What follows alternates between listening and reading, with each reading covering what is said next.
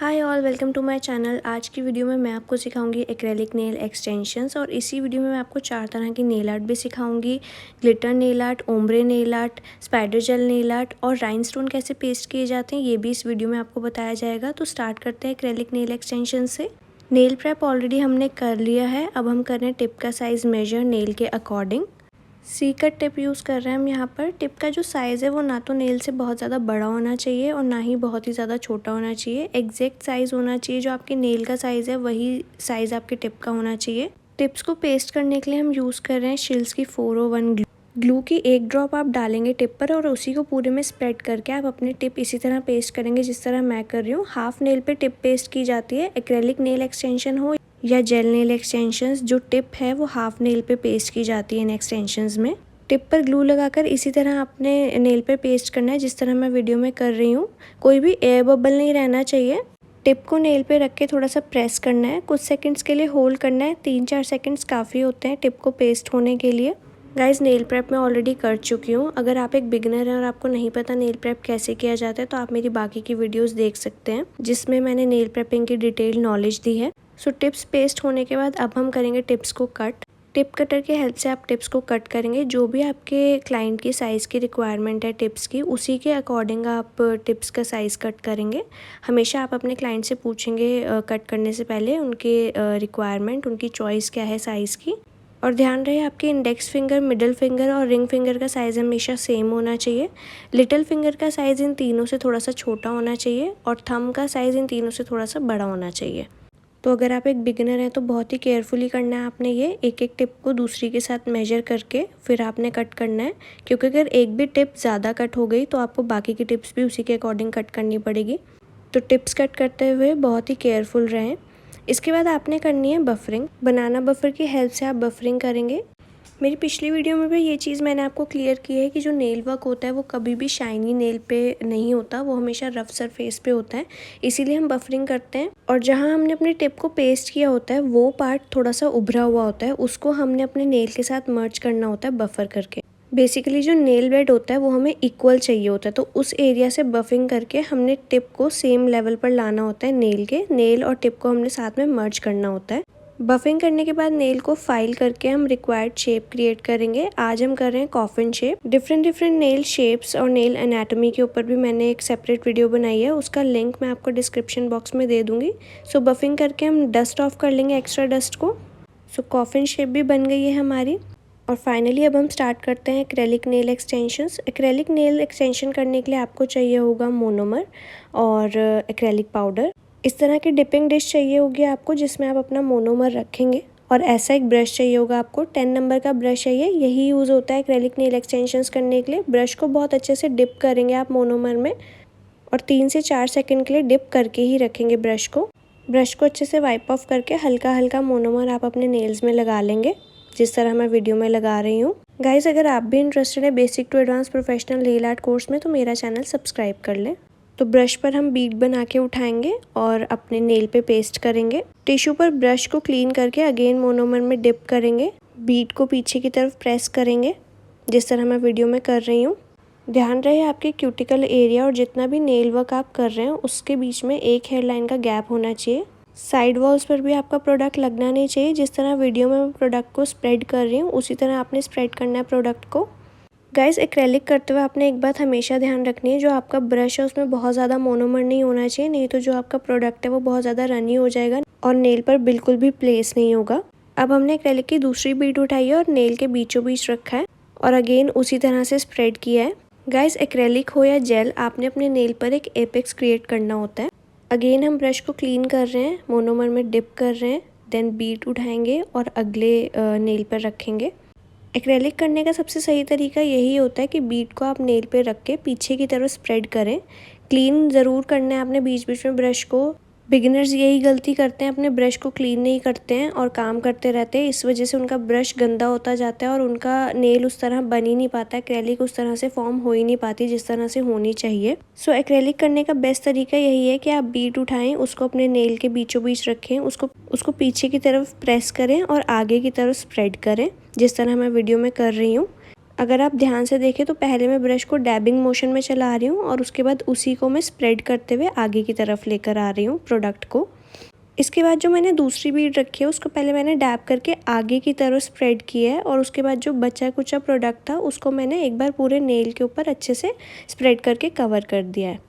Acrylic को dry करने के लिए UV LED nail art lamp की ज़रूरत नहीं होती है। एक्रेलिक को UV LED nail art lamp में ड्राई नहीं किया जाता। जैसे ही आप इसको नेल पर अप्लाई करते हैं ये खुद ही एयर ड्राई हो जाता है। जैसे जैसे आप इसे अप्लाई करते जाएंगे 3 से 4 सेकंड के अंदर ये खुद ही ड्राई हो जाएगा।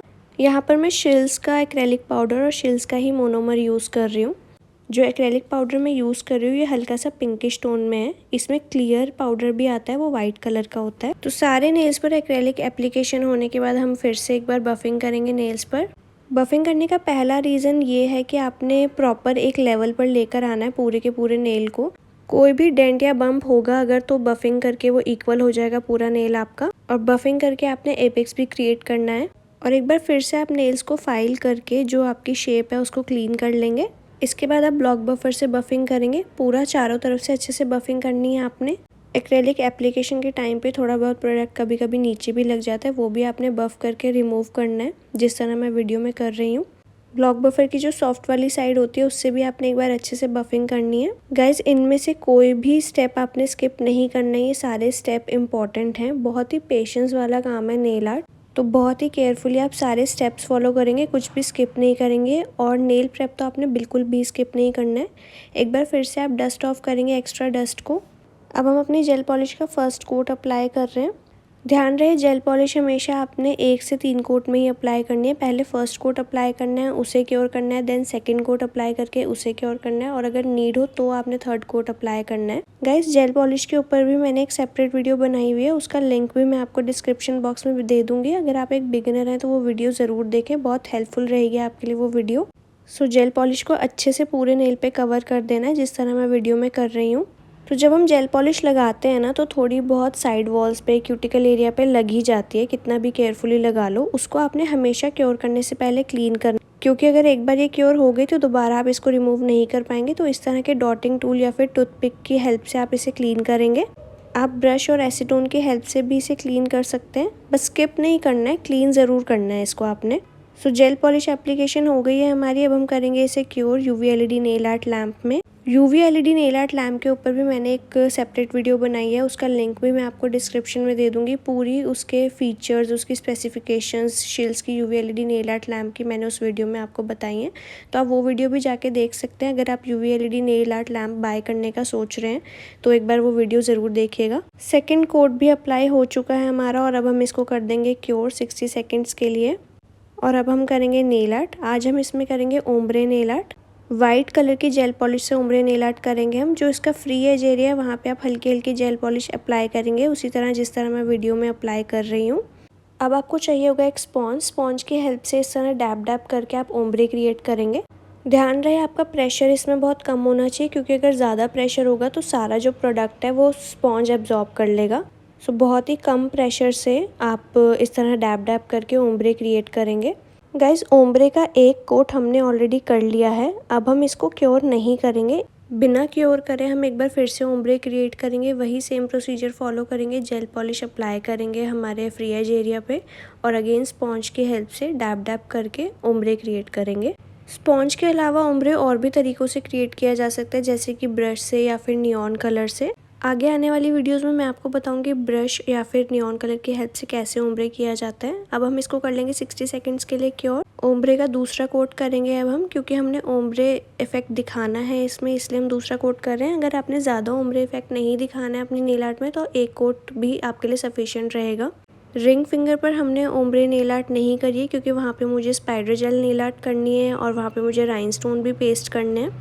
सो ओम्ब्रे नेल आर्ट हो गई है। अब हम करेंगे spider gel nail art. Spider gel nail art बहुत ही ज़्यादा डिमांड में रहती है, बहुत ही इजी भी होती है स्पाइडर जेल नेल आर्ट। इस तरह के स्पाइडर जेल्स आते हैं अलग अलग कलर्स में। टूथपिक या फिर डॉटिंग टूल की हेल्प से इस तरह से आप इससे लाइन क्रिएट कर सकते हैं। स्पाइडर जेल को अप्लाई करते हुए उसे क्योर ज़रूर कर लें, क्योंकि ये बहुत जल्दी स्प्रेड होता है।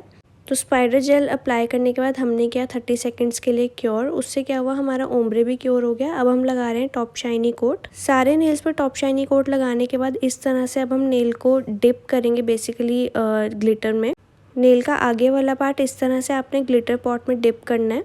गाइस टॉप शाइनी कोट लगाने के बाद मैंने उसे क्योर नहीं किया था, मैंने डायरेक्ट फिर उसके बाद ग्लिटर में डिप किए हैं अपने नेल्स। और अब स्पॉन्ज की हेल्प से मैं क्रिएट करी हूँ ग्लिटर ओम्ब्रे। ये बहुत ही अच्छा तरीका है ग्लिटर ओम्ब्रे क्रिएट करने का। टॉप शाइनी कोट लगाने के बाद आगे वाला पार्ट जो है नेल का आप हल्का सा ग्लिटर में डिप करिए और इस तरह स्पॉन्ज की हेल्प से डैब डैब मोशन में उसको आगे की तरफ स्प्रेड कर दीजिए। ये आप वैसे तो ब्रश से भी कर सकते हैं, लेकिन स्पॉन्ज भी एक बहुत अच्छा ऑप्शन है ओम्ब्रे ग्लिटर क्रिएट करने का। अब हम रिंग फिंगर पर अप्लाई करेंगे राइनस्टोन। राइनस्टोन लगाने के लिए मैं यूज़ करूँगी बिल्डर जेल। मैंने 3 राइनस्टोन अप्लाई करने हैं नेल पर, तो मैं 3 डॉट्स अप्लाई कर लूँगी बिल्डर जेल की। वैसे तो स्टोन एप्लीकेशन के लिए स्टोन ग्लू भी आती है, बट मैं बिल्डर जेल ही प्रेफर करती हूँ। सो इस तरह डॉटिंग टूल की हेल्प से एक एक करके आप राइनस्टोन पिक करेंगे और अपने नेल पर अप्लाई करेंगे। जहाँ आपने बिल्डर जेल अप्लाई किया है वहाँ पे आप अपना एक राइनस्टोन अप्लाई कर देंगे। बिल्डर जेल से बहुत ही अच्छे से फिक्स हो जाता है राइनस्टोन, काफ़ी दिन तक इसका स्टे भी रहता है। तो बिल्डर जेल एक काफ़ी अच्छा ऑप्शन है स्टोन एप्लीकेशन के लिए। स्टोन एप्लीकेशन करने के बाद अब हम करेंगे इसको 30 सेकंड्स के लिए cure UV LED nail art lamp में। क्योर करने की रिकॉर्डिंग किसी टेक्निकल इशू की वजह से हो नहीं पाई थी, बट हमने क्योर किया था। स्टोन एप्लीकेशन के बाद एक बार क्योर ज़रूर करेंगे आप, क्योंकि बिल्डर जेल लगाया हमने, उसे क्योर करना ज़रूरी होता है। अब हम लगा रहे हैं टॉप शाइनी कोट। आप चाहें तो टॉप मैट कोट भी लगा सकते हैं, जो भी आपके क्लाइंट की चॉइस है उसी के अकॉर्डिंग आप टॉप कोट्स यूज़ करेंगे। सो टॉप कोट एप्लीकेशन हो चुकी है हमारी। अब हम करेंगे 60 सेकंड्स के लिए क्योर। इसके बाद हम अप्लाई करेंगे क्यूटिकल ऑयल सभी नेल्स पर। क्यूटिकल के ऊपर आप क्यूटिकल ऑयल को अप्लाई करेंगे, बिल्कुल भी आपने क्यूटिकल ऑयल को स्किप नहीं करना है। जो भी आपकी क्यूटिकल में ड्राइनेस आती है वो क्यूटिकल ऑयल लगाने से ठीक हो जाती है, तो क्यूटिकल ऑयल ज़रूर अप्लाई करें और अप्लाई करने के बाद इस तरह से हल्की हल्की मसाज दें। सो इस तरह से कंप्लीट हो गए हमारे acrylic nail extension with 4 nail arts. I hope ये वीडियो आपके लिए इन्फॉर्मेटिव रही हो। वीडियो पसंद आई हो तो लाइक शेयर कमेंट ज़रूर करें, और अगर आपको इस वीडियो में किसी भी तरह का डाउट लगा तो आप मुझसे कमेंट करके पूछ सकते हैं, मैं आपको रिप्लाई कर दूंगी। आप मुझे कमेंट्स में टॉपिक भी रिकमेंड कर सकते हैं जिस पे आप चाहते हैं आगे आने वाली वीडियोस बने। गाइज मेरे चैनल पर मैं आपको दे रही हूँ basic to advance professional nail art course और मेकअप की क्लासेस। सो अगर आप भी इंटरेस्टेड हैं इनमें से किसी भी कोर्स में तो मेरा चैनल सब्सक्राइब कर लें।